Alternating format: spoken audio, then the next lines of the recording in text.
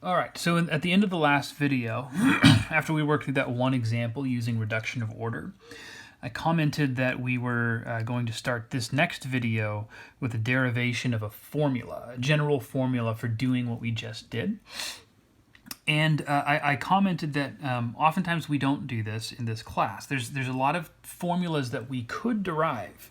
To give you an example, when we talked about solving first-order linear equations back in Chapter 2, using integrating factors, I commented that the book derives a whole formula that just sort of spits out answers if you plug the right things into it.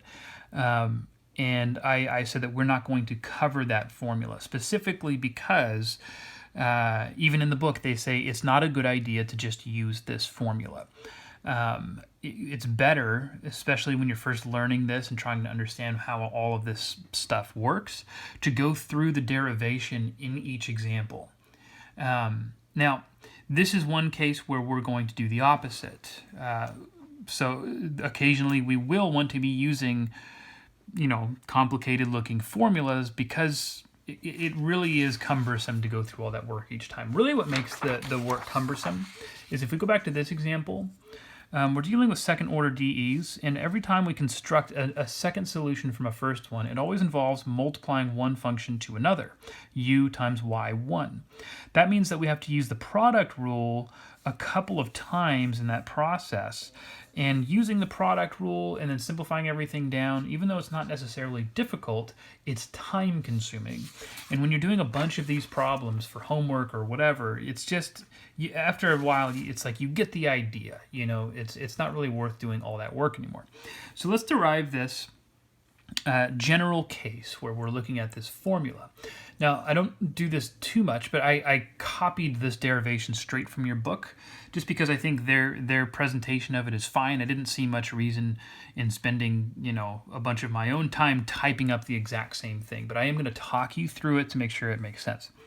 So what we're doing is we're looking, notice it's going to reference 1 here. This is because it's referencing an expression in your book that I'm not showing in these notes. So what it says, suppose we divide a2 over x to be put into equation 1, and this, what it's talking about is this kind of general linear first order or second order equation. So a2 of x, y double prime, plus a1 of x, y prime, plus a naught of x, y equals 0. A general homogeneous linear second order equation. If you divide everything by this a2, which you can think of as kind of like a leading coefficient, then we just have a y double prime here, and then these two functions of x become different functions of x, which we're just going to call p of x and q of x. That's all that's happening. Okay, we already saw this kind of thing in Chapter 2 with first order linear equations. But now, so that's the first thing. We need to make sure that our second order equation is in this form.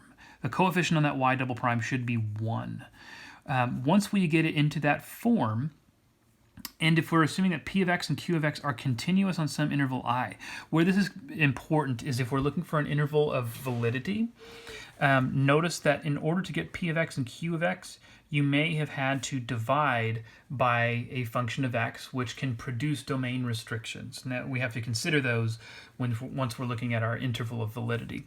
But let's suppose that's the case, and then let's suppose also that y1 is a known solution to this equation. Just like in the previous example, we have to already know one solution in order for this technique to work.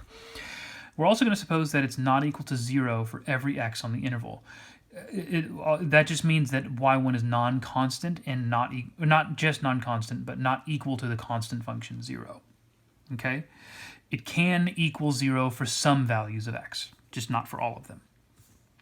Now what we do is we define a new function. I called it y2 in my previous example. They're just calling it y here.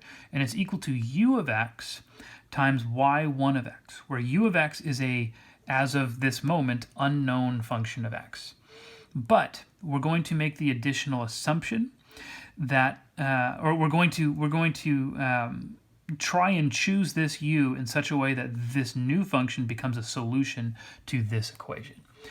So what we're going to do next is take a first and second derivative of this. That's where that product rule shows up a bunch of times. Here's your first derivative.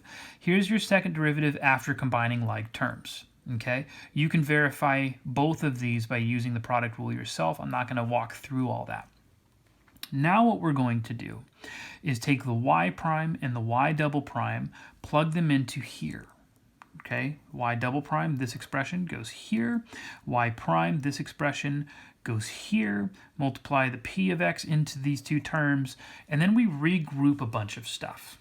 Okay, so now that you've plugged all of this stuff in, you're going to have u's like this, u primes like this or this, and a u double prime floating around in all of that work.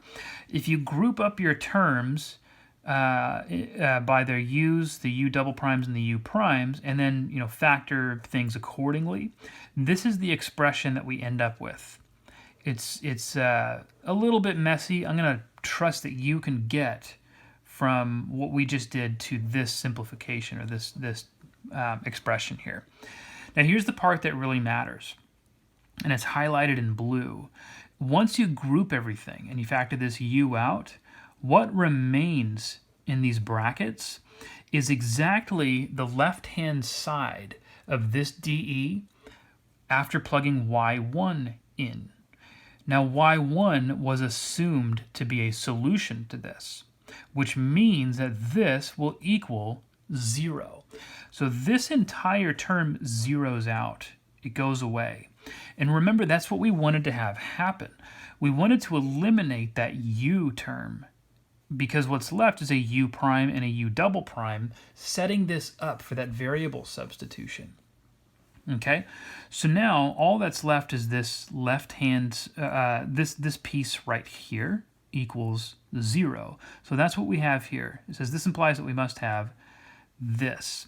But if we substitute w equals u prime into this equation, then what we have now is a new equation involving a w prime and a w. We've gone from a second order equation down to a first order equation, and this first order equation also happens to be separable, just like what we saw in the previous example.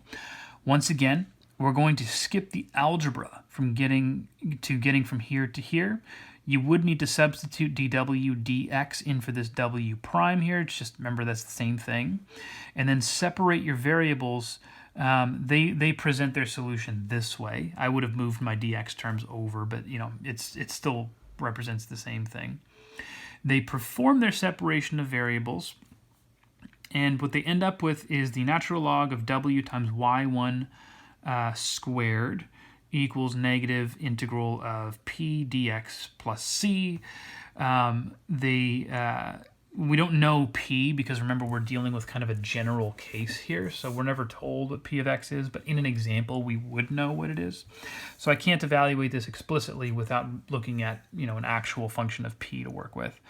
But leaving that in terms of its integral form, I can take e to the power of both sides. We know that we get an expression like this, and then divide both sides by y1 squared. Okay, that leaves me with this integrand. W equals this integrand right here. But remember, w is not what we're looking for. U is what we're looking for. And u is the antiderivative of w. W is equal to u prime. So if I want to get u from w, I have to integrate that. Okay? Now notice a couple of constants of integration showed up here. And if you remember again in the previous example that we did, when we were given constants arising in our steps from integration, we kind of picked values for those that made the rest of the work convenient. And I mentioned then that the reason that's justified is because once we put everything together into a general solution, c1 times y1 plus c2 times y2, the c1 and the c2 are taking care of those arbitrary constants for us. So it wouldn't have mattered if we kept these general, because they would have all gotten absorbed into those constants of integration anyways. So we're going to choose c2 to equal 0 and c1 to equal 1 to simplify this. Okay. Now remember, u also is not the solution we're looking for. U is what we're multiplying y1 by to get y2. So I take my function u and I multiply it to y1 to produce y2. And this guy right here is our general formula that's going to give us what we want. Okay, so let's apply this to an example.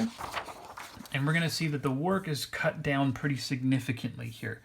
I want to find the general solution to x squared y double prime plus 2xy prime minus 6y equals 0, given this solution, y1 equals x squared. Okay, so to do this, let's start by dividing everything by x squared, because remember, we want that y double prime by itself. We want it to look like a coefficient of 1 here.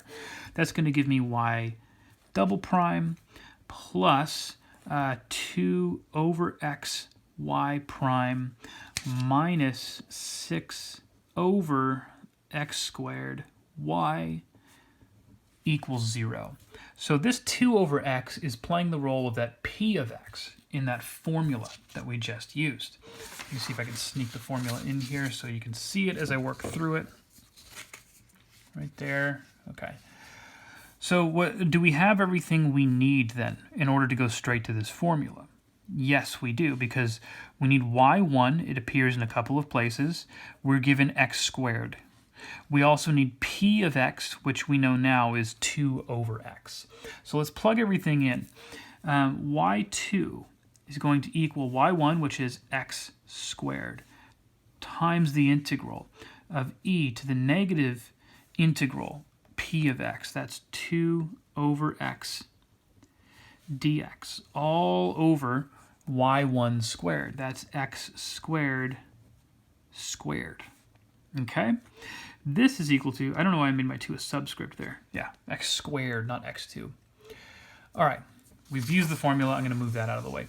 Now, this is equal to x squared time, let's simplify this. So this is equal to e to the negative 2 natural log of x. One thing I want to point out here before I go any further, remember these two functions need to be continuous on some interval I.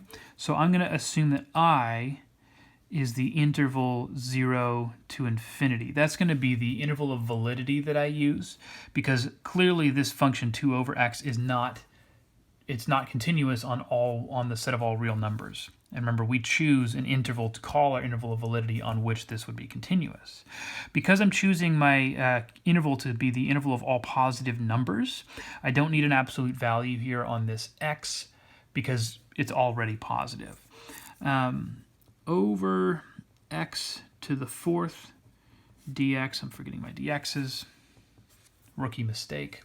This is equal to x squared times the integral. Now I can bring that negative 2 up here to call this the natural log of 1 over x squared, and then at that point the e and the natural log will cancel, so that gives me 1 over x squared over x to the 4th dx. This is equal to x squared times the integral of x to the negative 6th dx. We know that this is equal to x squared times negative 1/5 x to the negative 5th power plus c. Now, again, the constant of integration will take care of itself when we give our general solution. So I am going to set c equal to 0 here. Multiplying this through, I get negative 1/5 x to the negative 3rd power. Also, like our previous example, this constant multiple right here, this coefficient rather, is not going to matter, because when I form my general solution, y equals c1 y1, remember y1 was x squared, plus c2 x2. The c2 is going to absorb that constant of negative 1/5. So I don't need the constant. I can just say x to the negative 3rd power. That would be my general solution. Now it's worth proving that the function y equals x squared and y equals x to the negative 3 form a linearly independent set. We know that's going to happen because our, based on what we talked about at the beginning of of the first part of the video for the first part of this section. This proof method or this derivation will always produce a function that gives us that linearly independent set. But you could verify it by evaluating the Wronskian of these two functions. If you wish to do that, I'll leave that part to you. But otherwise, that's it for 4.2.